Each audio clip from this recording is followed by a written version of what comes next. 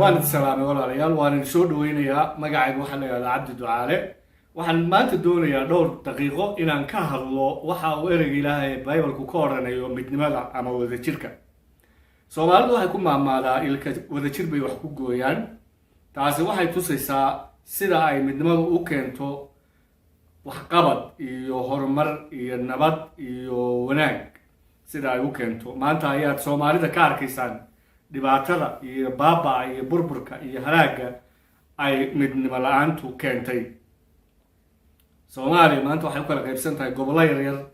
oo ku dhisan hab qabaa'iliya kuwaas oo runaantii aan horumar waaweyn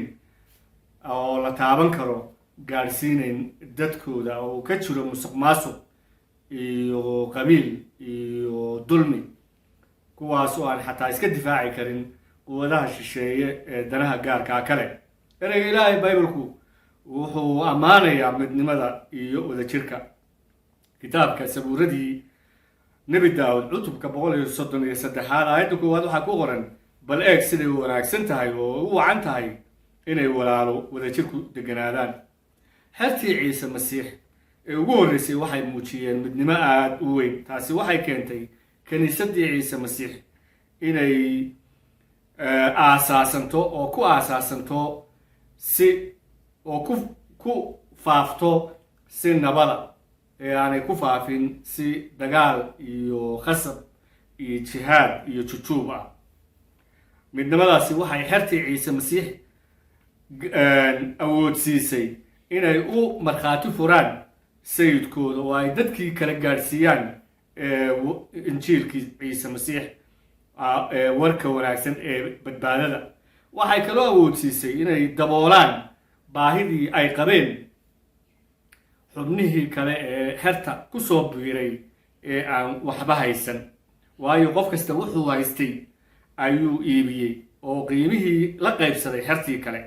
maadaama xerta Ciise Masiix markaa dhibaatooyin badan lagu hayay sida Soomaalida maanta xerta Ciise Masiix oo ah dhibaatooyinka badan loogu hayo ee bulshada Soomaaliyeed ugu hayso waxaa ereyga Ilaahay kitaabka Falimaha Rasuulada cutubka 4 aayadda 32 ku qoran oo intoodii badneed waa xerta oo rumaysatay Ciise Masiix isku qalbi iyo isku naf bay ahaayeen midkoodna ma oran waxaan leeyahay waa waxaygii laakiin wax waliba way ka dhaxeeyeen midnimadu walaalayaal xerta Soomaalida Masiixiyiinta waxay aad iyo aad bay muhiim uga tahay waxay iyaga awoodsiinaysaa inay istaageeraan oo ka adkaadaan dhibaatooyinka badan ee kala soo gudbanaya bulshadooda iyaga ku xumaynaya masiixa ay noqdeen waxay kaloo muhiim u tahay inay ku koraan rumaysigooda oo ku adkaadaan waxay awoodayaan inay injiilka Ciise Masiix warka wanaagsan ku faafiyaan haddii ay midaysan yihiin Soomaalida dhexdeeda waa inaynu marka aynu masiixi noqono oo Soomaali nahay aynu ka tagno dhaqankii hore ee xumaa ee Soomaalida ee ku dhisnaa kala qaybsanaanta iyo qabyaaladda iyo firqada kitaabka Bible-ka waxaa ku qoran kitaabka Galaatiya cutubka 3 aayadda 8 ma jiro Yuhuud ama Greek ma jiro adoon ama xor ma jiro lab iyo dhadig waayo kulligiin mid baad ku tihiin Ciise Masiix walaalayaal markaaynu masiixi noqono